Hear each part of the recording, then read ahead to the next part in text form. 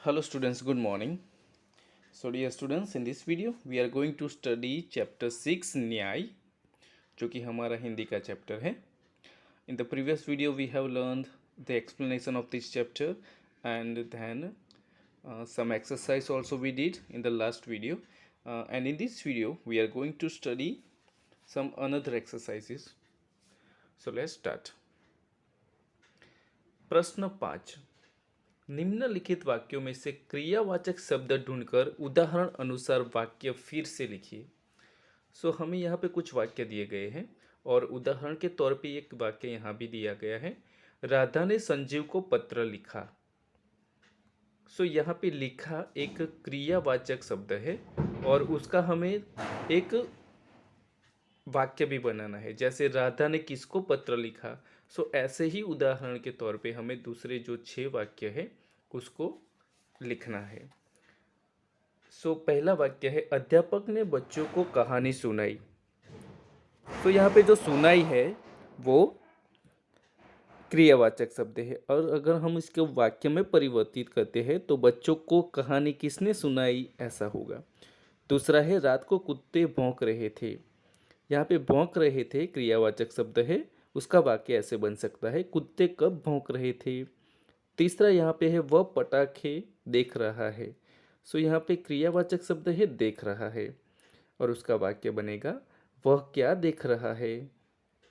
चौथा वाक्य है वेदांत की किताब पढ़ रहा था.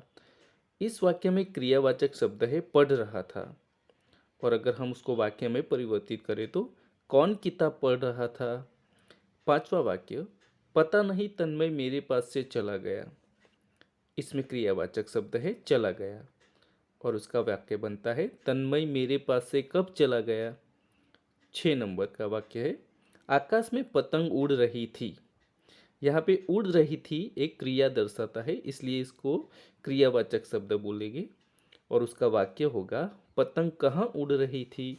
सो ऐसे हम कुछ वाक्य बना सकते हैं और उसमें से आपको क्रियावाचक शब्द भी मैंने ढूंढ के दिखाई दिए हैं. देन वी हैव प्रश्न 6. कहानी पढ़िए, उचित शीर्षक दीजिए एवं चर्चा करके प्रश्नों का निर्माण कीजिए तथा उत्तर लिखिए. सो आपको यहाँ पे एक कहानी दी गई है. सो आपको क्या करना है, उसको आपको पढ़ना है अच्छी तरह से और उसमें से कुछ प्रश्नों का निर्माण करना है. सो कहानी कुछ इस तरह है. एक बार राजा कृष्णदेव राय के महल में एक सेवक कांच का खूबसूरत मोर साफ कर रहा था. गलती से उसके हाथ से मोर गिरकर टूट गया. राजा को वह मोर बहुत प्रिय था. जब राजा महल में आए उन्हें अपना प्रिय मोर दिखाई न दिया. पूछने पर पता चला कि वह टूट गया है. क्रोध में आकर उन्होंने सेवक को 6 महीने के लिए कारागार में डलवा दिया. कुछ दिनों बाद राजा कृष्णदेव राय मंत्री तेनालीराम और दूसरे दरबारियों के साथ राजा उद्यान में घूमने निकले. तेनालीराम बोले महाराज पास ही बाल उद्यान है, उसे भी देखते चले. राजा कृष्णदेव राय बाल उद्यान की ओर आए. उद्यान में तरह तरह के रंग बिरंगे फूल खिले हुए थे. एक स्थान पर बच्चे नाटक खेल रहे थे. एक बच्चा राजा बना हुआ था. उसके सामने 2 सिपाही एक अपराधी को पकड़कर खड़े थे. खेत के मालिक ने शिकायत की महाराजा आज यह मेरे खेत से गाजर और मूली उखाड़ कर ले गया. सुनकर राजा बने बच्चे ने चोरी करने वाले से पूछा. उसने गलती मान ली. तब वह बोला ठीक है तुम्हें माफ़ी दी जाती है पर ध्यान रखना कि दोबारा यह गलती न हो. फिर खेत के मालिक से कहा तुम्हारे नुकसान की भरपाई शाही खजाने से की जाएगी पर पहली गलती पर भला हम कैसे सजा दें.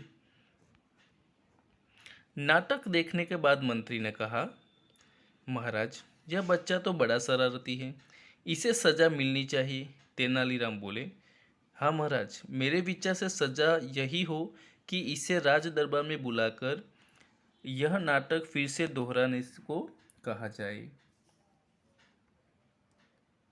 नाटक देखकर राजा कृष्णदेव राय सोच में पड़ गए. तेनालीराम की चतुराई पर वे मन ही मन मुस्कुरा उठे.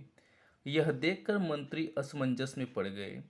उसके बाद राजा कृष्णदेव राय बोले, सचमुच तेनालीरामन, तुमने ठीक कहा। आज मैं समझा कि न्याय करते समय राजा का मन बच्चे जैसा निर्मल होना चाहिए। अगले ही दिन राजा ने उस सेवक को रिहा करवा दिया। So students, we have finish here this story. हमने यहाँ पर एक वार्ता आपको पढ़ के सुनाई है। सो आपको भी ये जो वार्ता है उसको पढ़ना है, और इस कहानी को पढ़ने के बाद आपको कुछ अपने आप से कुछ ऐसे प्रश्न निकालने हैं कि जिसका जवाब इस कहानी में हो। So this is 2 exercise you will do in your notebook, then you will send me on Google Classroom. In the next video we shall learn another chapter of our Hindi subject. Till then, goodbye.